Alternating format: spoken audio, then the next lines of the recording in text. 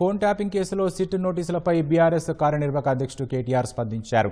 హామీల అమలు నుంచి తప్పించుకోవడానికే రేవంత్ రెడ్డి డైవర్షన్ పాలిటిక్స్ కు పాల్పడుతున్నారని విమర్శించారు. ఫోన్ ట్యాపింగ్ కేసు పనిలేనిదని ఏ ప్రభుత్వంలోనైనా రొటీన్గా చేసే తంతు అని స్పష్టం చేశారు. ఫోన్ ట్యాపింగ్తో మంత్రులకు, ఎమ్మెల్యేలకు, ప్రభుత్వాలకు ఎలాంటి సంబంధం ఉండదని తేల్చి చెప్పారు.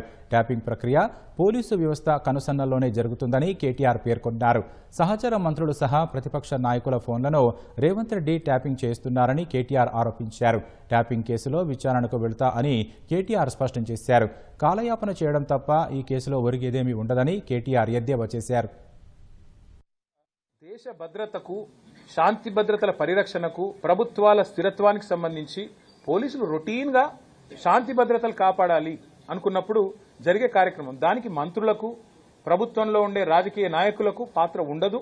ప్రతి ప్రభుత్వం ఈ దేశంలో గూఢాచారి వ్యవస్థ మీద ఆధారపడుతుంది. ప్రభుత్వాధినేతలకు రిపోర్ట్లు వస్తాయి. ఎట్లొస్తాయో మాకు తెలియదు. వాళ్ళు ఎట్లా తీసుకొచ్చిన సమాచారం మాకు తెలియదు. గతంలో ఇంటెలిజెన్స్ ఐజీగా పనిచేసి ప్రస్తుతం డీజీపీగా ఉన్న శివధర్ రెడ్డిని పిలిచినరా? ఆయనకు తెలుస్తుంది ఎవరి ఫోన్లో ట్యాప్ చేసినా. మాకేం తెలుస్తుంది? ఓడువని అంతులేని కథలాగా వాళ్ళ బొగ్గు కుంభకోణాల మీదకి, వాళ్ళ కమిషన్ల మీదకి దృష్టి పోవద్దంటే ఈ కమిషన్ వేయాలి. అడిగితే నేను చెప్తా, కుల్లా చెప్తా, ప్రతిపక్ష నాయకుల ఫోన్లు వాళ్ళ రేవంత్ రెడ్డి ట్యాప్ చేయడం లేదని ఒక్క అధికారి కెమెరా ముందుకు వచ్చి చెప్పే ధైర్యం ఉందా? చెప్పలేరు. ఎందుకు? రేపు మా గవర్నమెంట్ వస్తుంది, మళ్ళీ మేము ఎంక్వైరీ చేసినాం అనుకో, వీళ్ళందరూ అలా బొక్కల పడతారు. పోలీసు వాళ్ళకి చెప్తే వాళ్ళు తెచ్చిస్తారు. వాళ్ళు ఎట్లా తెచ్చారో మాకు చెప్పొద్దు, మేము అడగద్దు. అబ్సల్యూట్ ట్రాష్ కేసు ఇది. ప్రజలకు పనికొచ్చే ఒక్క పని ఈ ప్రభుత్వం ఈ 2 ఏళ్లలో చేసిందా? గ్రీకు వీరుడు అని పాట ఉంటుంది, అట్లా రేవంత్ రెడ్డి పేరు లీకు వీరుడు అని పెట్టాలి. హరీష్ రావు గారిని విట్నెస్ గా పిలిచారు, విక్టిమ్ గా పిలవలేదు. సింగరేణి బొగ్గు గనుల కుంభకోణం విషయం వదిలిపెట్టాం. 6 గ్యారంటీలు అమలు చేసేదాకా వదిలిపెట్టాం. మహిళలకు 2,500 ఇచ్చేదాకా వదిలిపెట్టాం. 4,000 రూపాయల పెన్షన్ ముసలోళ్లకు ఇచ్చేదాకా వదిలిపెట్టాం. నిరుద్యోగులకి 4,000 నిరుద్యోగ వృత్తి వచ్చేదాకా వదిలిపెట్టాం. రాహుల్ గాంధీ చెప్పిన 2 లక్షల ఉద్యోగాలు ఇప్పటికే ఇచ్చుండాలి ఫస్ట్ ఇయర్ లో. ఇప్పటి వరకు 10,000 ఇవ్వలేదు. వాళ్ళ పనులు వాళ్ళు ఉంటారు, మా పనులు మేము.